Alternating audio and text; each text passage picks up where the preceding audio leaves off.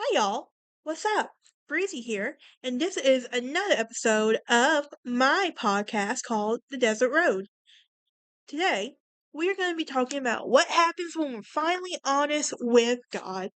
And if you're new here, hit that like button, ring that bell for notifications. Also, please subscribe. Help a girl out. Now, I want to start today's episode off with a little game. And this called Two Truths and a Lie. So, here they are. I once convinced a friend to help me smuggle a kangaroo out of the zoo.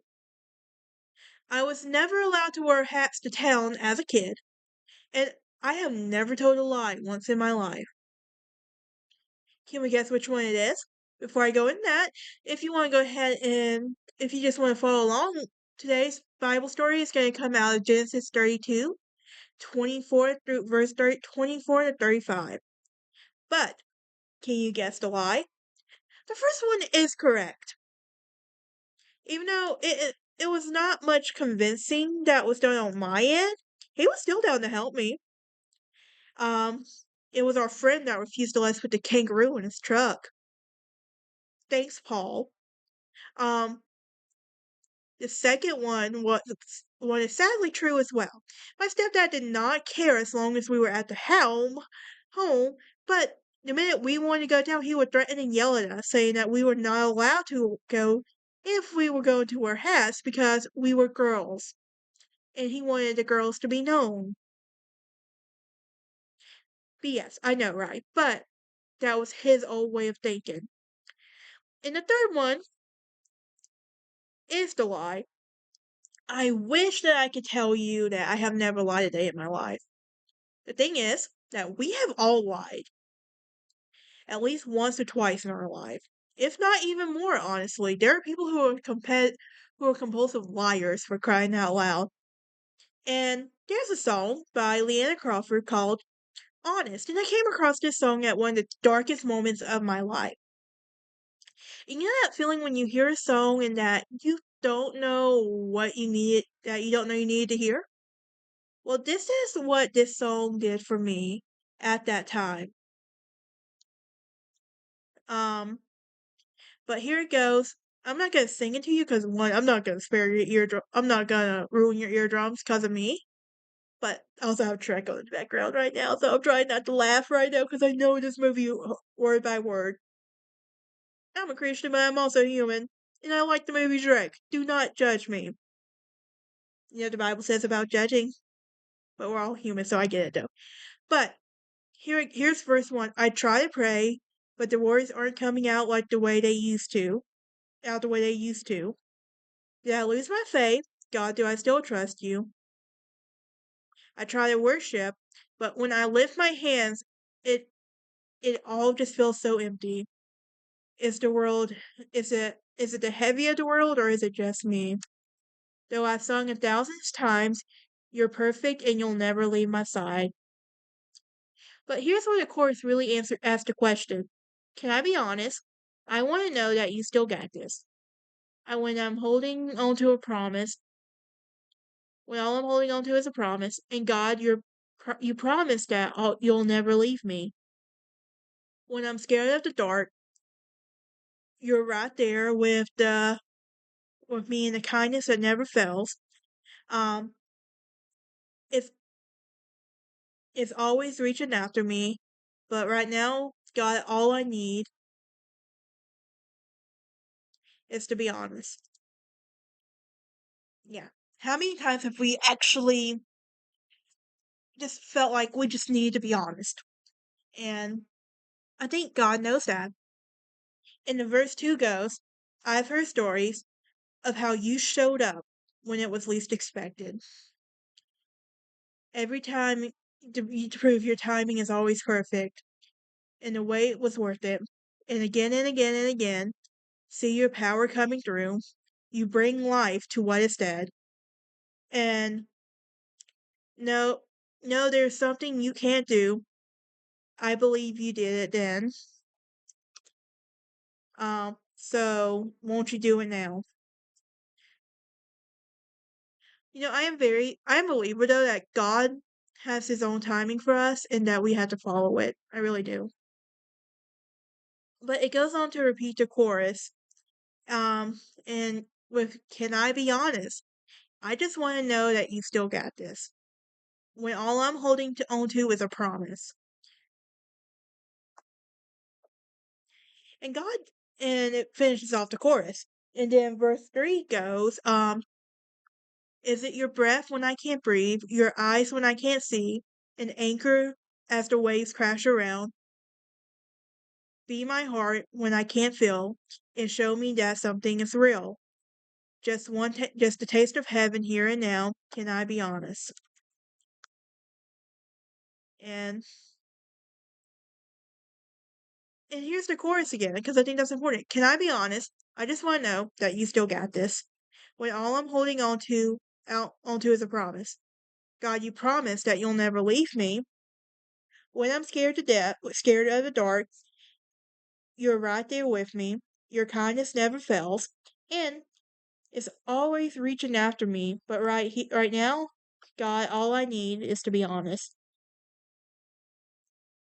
What do you think one of the most what do you think is one of the most hardest things out there right now? It's also one of the most easiest things, and that's honesty. What do I mean when I say that exactly? I mean, it's easy to be honest depending on the circumstances. It's also hard to be honest because there could be consequences that we're not ready for yet. Um, in your Bible, in the Bible, there is a Bible story that takes place in Genesis 32, verse 24 to 25. And I want to talk about it briefly. Because it's talking about, if you know the story I'm talking about, it's Jacob's physical struggles. And it reads, "And Jacob was left alone, and there wrestled a man with him until the breaking of the day. And when he saw that he prevailed not against him, he touched the hollow of his thigh, and the hollow of Jacob's thigh was out of joint, and wrestled with him." You see, here's the thing about Jacob. He spent his whole life using deceit and manipulation. God initiated a physical struggle with him, forcing him to stop running and be truly real about his identity, which led to a transformation. In Israel, um, there are some key elements to this encounter. That the first one is the solitude. Jacob sends his family and possessions across the Jabbok River first. He is left alone, stripped of his wealth, and um my laptop went crazy for a minute. But anyway, he is facing total isolation. Okay, guys? And the second one is struggle. And we are described the struggle of a wrestling match that lasted an entire night. Now, at some point, you would say, tap out and say, "Okay, I'm tired of this." But Jacob was relentless and too stubborn to back down. Sorry.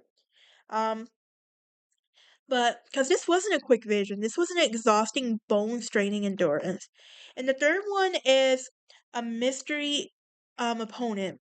And while the text does initially call him a man hater, later in verses Hosea 12:4, will suggest that it was a divine manifestation of the Lord or of God Himself. Now, the fourth one is injury.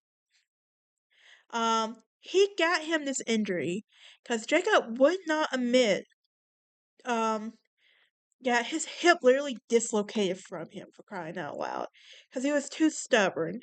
And this injury was a reminder of this permanent encounter. So you're probably wondering, why on earth does this story matter? Well, that story matters. The story matters for a reason.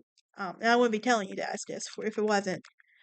But there is a moment that marks Jacob's transformation. Um, transformation. And this is where he begins the night as Jacob, the supplanter and hill grabber that emerges with a new name, Israel. And the story suggests that the growth often comes from struggle, and Jacob is physically weakened by the lamp that he gains, but spiritually strengthened because he refused to let go until he received a blessing. And it's because of this gritty metaphor of human condition. limping yet blessed. Now, the story of Jacob, um, with a mysterious figure comes from Genesis 32.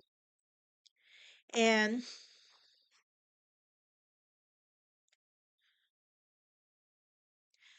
it comes from the wrestling with this mysterious figure, and it's one of the most raw and honest depictions of divine encounter. It's less about physical, um, about, and more about the internal dismantling of a man who spent his life running and pretending. And this is why Jacob's stories matter. It teaches us about isolation. Here's the thing: we want to clean up our mess. We want to make sure and just be polite with God. We have this mask that we wear, right? Well, here's the lesson: you don't have to clean up or be in a holy place to talk to God, as some like to believe. He often meets us in our darkest, messiest, and loneliest middle of the night moments when we're the most afraid. And this wrestling was a form of intimacy. I know this can be debatable depending on the situation, but um, when you think about honesty with God, you're being polite. And Jacob's struggle was a full contact sport that he spent the whole night grappling. Okay, let's keep that in mind. So the lesson was that God isn't fragile. He can handle our anger. He can handle our questions, and he can handle our frustration. Okay, and wrestling with God and asking the heart, why does this always happen? Like, God, why? It's more honest, it's much more honest and an intimate act of than the polite prayer that ignores how we usually feel. God knows how we feel. He wants you to be honest with him. Then there's the transformation of what is your name? And the turning point of the fight occurs when the man asked Jacob, what is your name?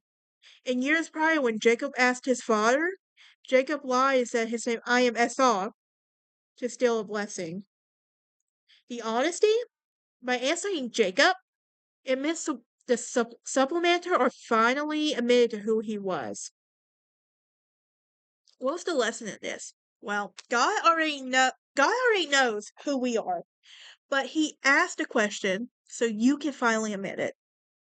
Radically honest Being radically honest starts with the dropping of the pious persona and admitting your true nature, your fears and your mistakes in your name.